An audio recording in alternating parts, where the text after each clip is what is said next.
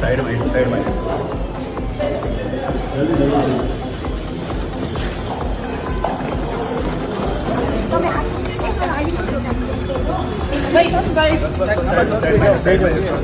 Side में हाँ गाड़ी में जाओ।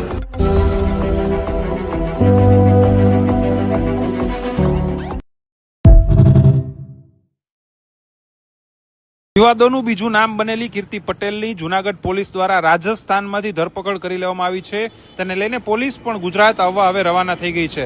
આપને જણાવી દઈએ કે જૂનાગઢમાં 7 દિવસની અંદર તેની સામે 3 પોલીસ ફરિયાદ નોંધાઈ છે.